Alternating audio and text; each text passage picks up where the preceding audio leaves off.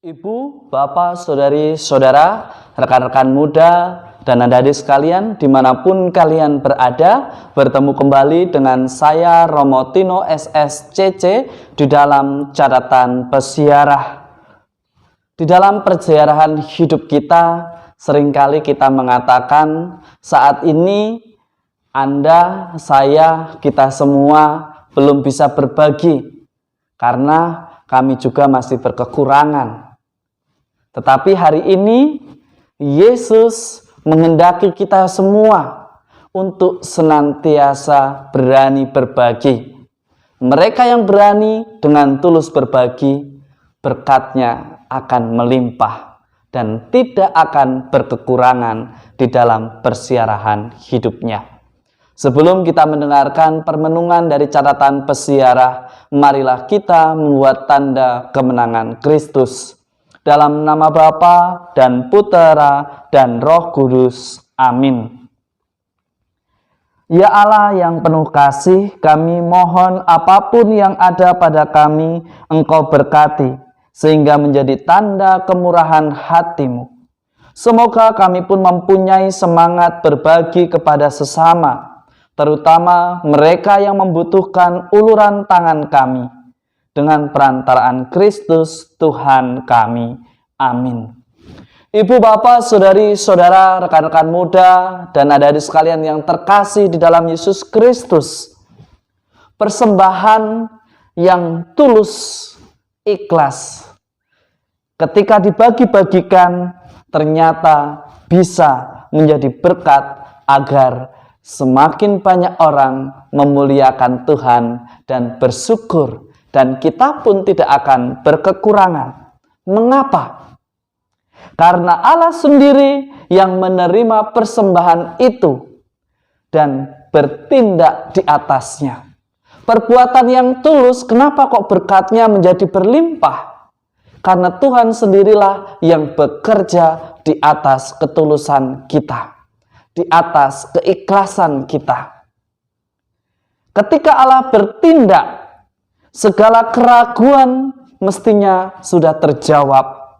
Dari pihak manusia yang dibutuhkan hanyalah sikap percaya akan rancangan dan karyanya di dalam persiarahan hidup kita.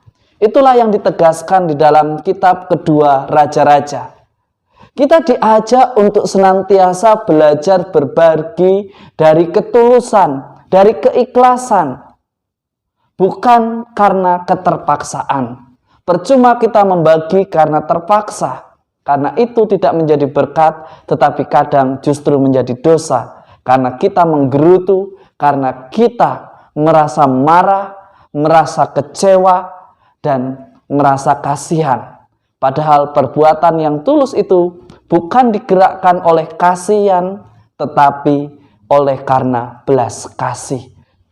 Belas kasih memiliki nilai yang lebih dalam daripada kasihan. Di dalam surat Rasul Paulus kepada jemaat di Efesus, ibu, bapak, dan saudara-saudari kita semua diingatkan oleh Paulus bahwa meskipun kita semua saat ini sedang menjalani PPKM darurat, bukan berarti kita tidak bisa berbagi. Bukan berarti kita tidak bisa melayani. Bukan berarti kita tidak bisa menolong sesama kita. Paulus mengatakan meskipun ia dipenjara, ia tetap memberikan peneguhan. Ia tetap mengajar semua jemaatnya. Bahkan mengingatkan pentingnya persatuan di dalam doa iman sebagai tubuh gereja yang satu dan hidup. Satu Tuhan, satu iman, satu pembaptisan, satu Allah dan Bapa kita semua. Itulah yang ditegaskan oleh Paulus di dalam suratnya kepada jemaat Efesus yang bisa kita refleksikan kembali. Jangan jadikan PPKM alasan bahwa kita tidak bisa berbuat sesuatu yang berguna, yang bisa menolong sesama kita. Kita bisa mulai dari keluarga kita. Tidak perlu yang jauh, dari tetangga-tetangga kita. Saat kita dimampukan untuk menolong, maka tolonglah di dalam ketulusan. Kesatuan sebagai jemaat inilah yang mestinya senantiasa menjadi dasar bagi kita orang beriman untuk saling mengasihi, saling bantu-membantu.